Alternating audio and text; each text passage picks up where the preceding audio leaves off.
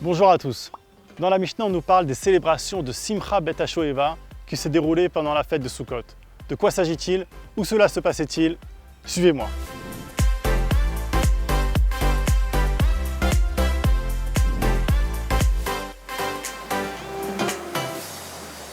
Nous sommes ici devant l'unique source d'eau de Jérusalem, le Gihon, qui vient du verbe Lehagiach, qui veut dire surgir, et qui va alimenter pendant des siècles et des millénaires Jérusalem en eau.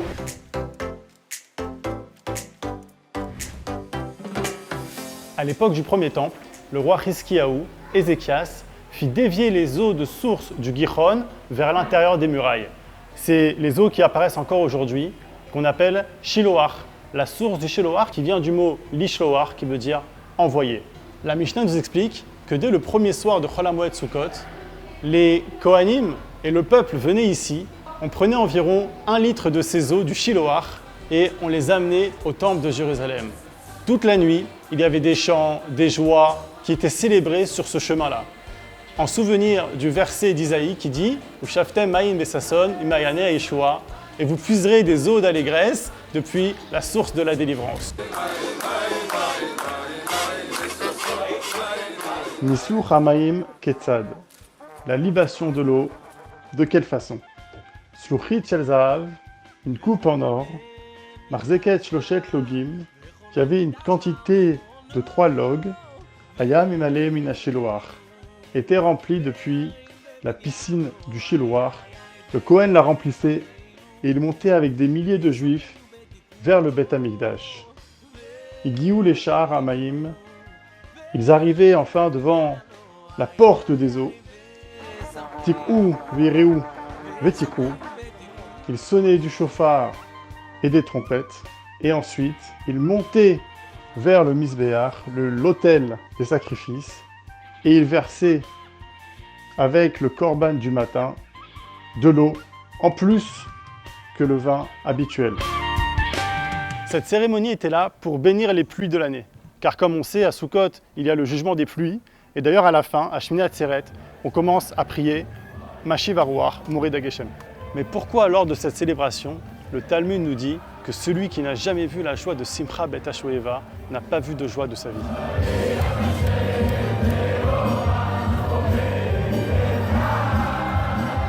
En effet, toutes les nuits de Sukkot, lorsqu'on apportait l'eau d'ici vers le temple, eh bien, le Talmud nous explique qu'il y avait énormément de joie. Par exemple, des grands rachés yeshivot ou des membres du Sanhédrin dansaient, jonglaient avec des bâtons en feu toute la nuit jusqu'au petit matin.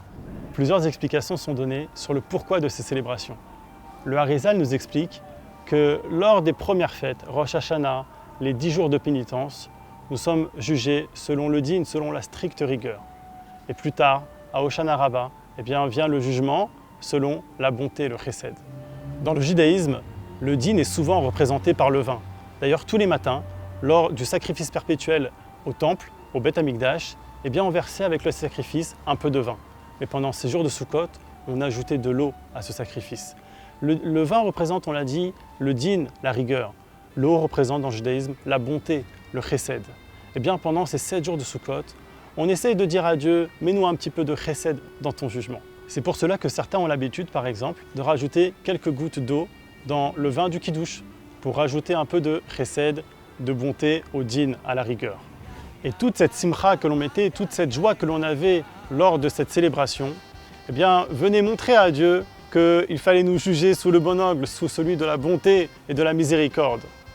C'est pour cela aussi que la fête de Sukkot est appelée Zman Simchatenu, le temps de notre joie, de notre bonheur. Et comme on sait, lorsque l'on apporte de la joie, de la simcha à notre service divin, alors on peut un petit peu modifier le jugement strict de Dieu en disant voilà, on apporte de l'eau, on est content, on est joyeux de faire tes mitzvot, eh bien ça va adoucir le jugement. C'est pour ça que l'on dit que notre jugement est réellement scellé à Hoshana Rabbah, le dernier jour de Sukkot, pour voir si on a un petit peu apporté de simcha et de joie à notre service divin.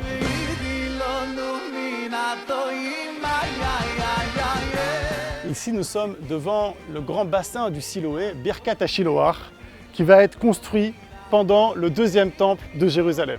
En 2004, des archéologues israéliens ont retrouvé ce grand bassin qui servait en fait de mikvé à l'époque du temple pour ceux qui allaient ensuite au Beth Amikdash.